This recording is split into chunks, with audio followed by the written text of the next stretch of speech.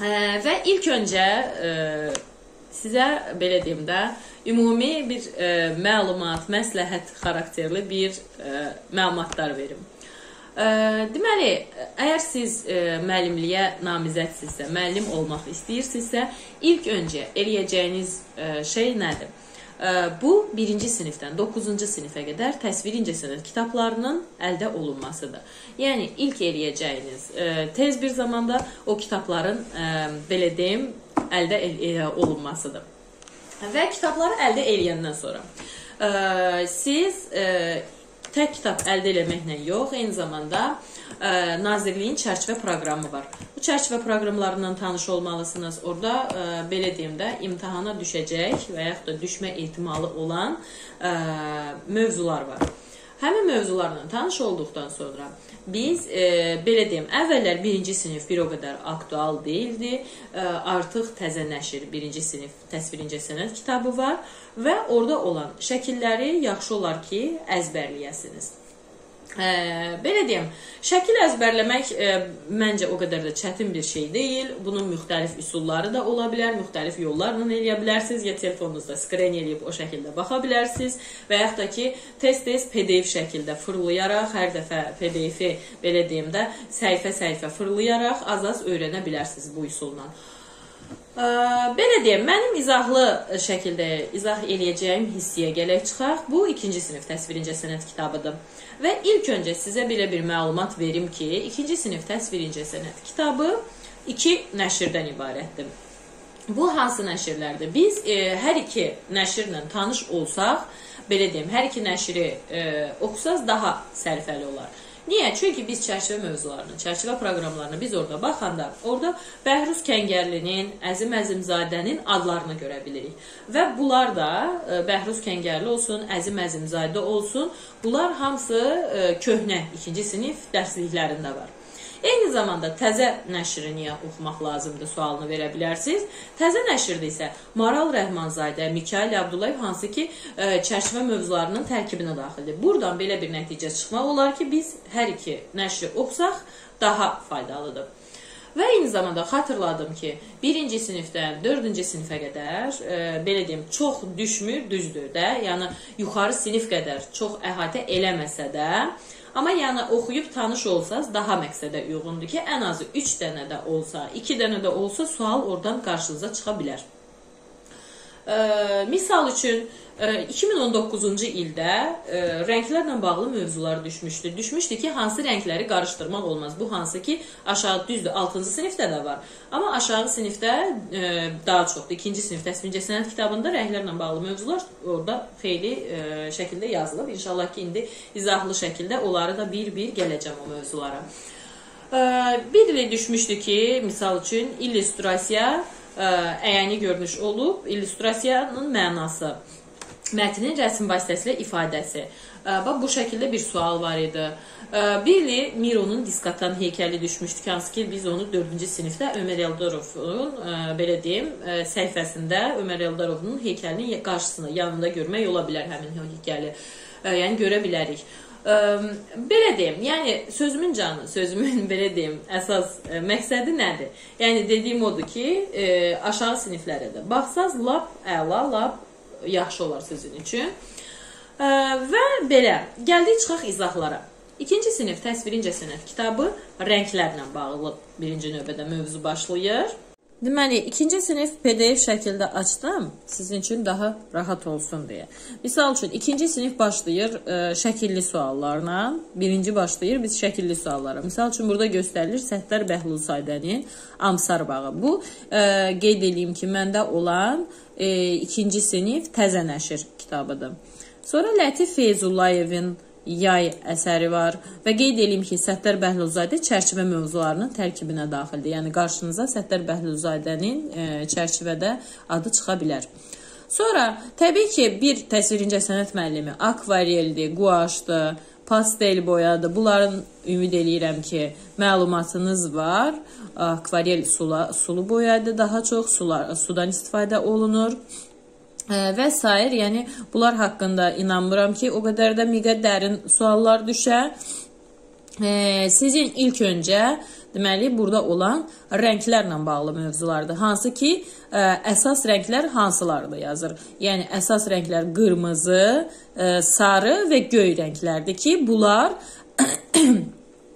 belə deyim, əsas rənglərdir və digər rənglər də bunlardan əmələ gəlir, bunlardan yaranır. Misal üçün, qırmızı və sarını qarışdıranda narıncı rəngi göstərir burada. Evinizdə də əgər sulu boya varsa, bu şəkildə, belə deyim, praktik şəkildə də yoxlasaz daha rahat yadda qalır belə.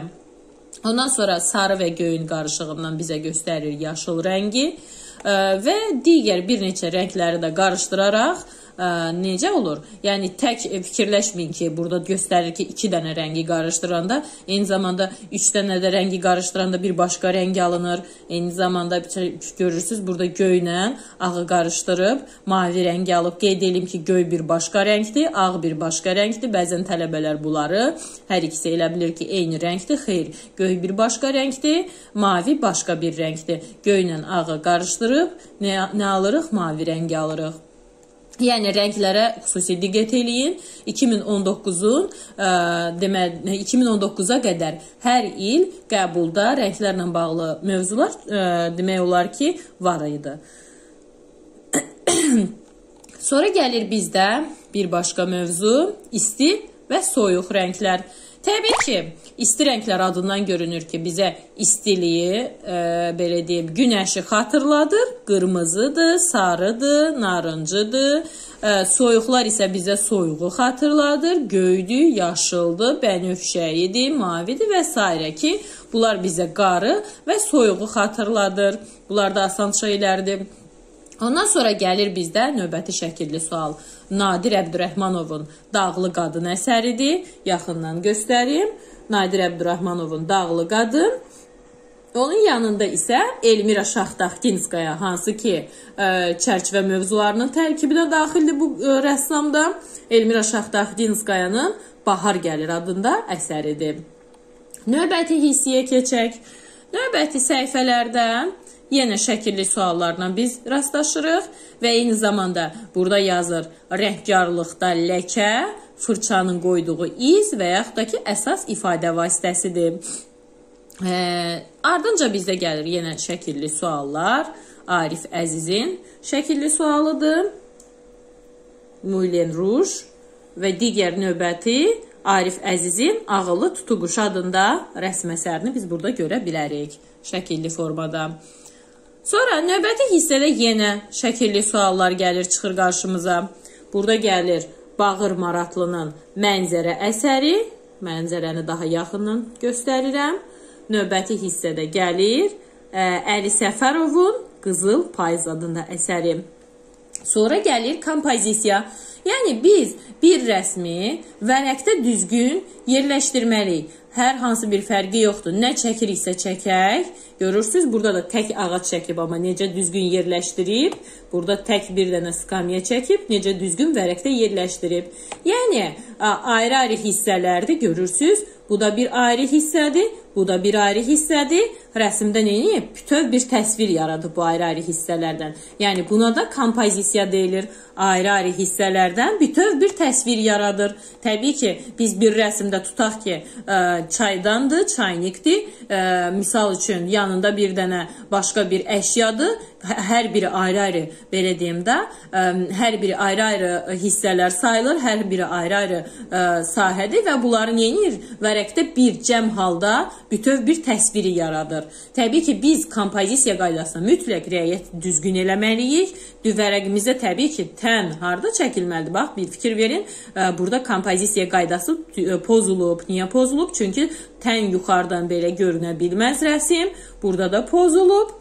Burada da fikir verin, pozulub və ən sonunda necə edib? Daha düzgün şəkildə yerləşdirib. Yəni, bir növ kompozisiya düzgün rəsmi necədir? Vərəq üzərində, belə deyim, yerləşdirmə qaydasıdır. Sonra növbəti hissələrdə bizə gəlir bir başqa hissələr, bir başqa dərs, şəkilli suallar gəlir. Hansı ki, Balaca Esmira, Güllü Mustafayevanın və digəri isə Məlik Məmmədxanovun Narlar və Misqablar adında əsərini görə bilərik şəkilli formada. Sonra növbəti bir səhifəyə keçək. Bu təkrarlanan ornament naxışa ornament deyilir. Bu təbii ki, yuxarı sinifdə ornament 6-cı sinifdə daha geniş şəkildə inşallah ki keçəndə, izahlı şəkildə videoları atanda onu daha geniş şəkildə izah verəcəm. Tutaq ki, bax bu naxış bir dənə bu naxışdır. Ardınca eyni naxış təkrarlanıb, bir də təkrarlanıb, bir də təkrarlanıb. Həmin bu ritmik cərgə necə adlanır? Təkrarlanan naxış ornament adlanır.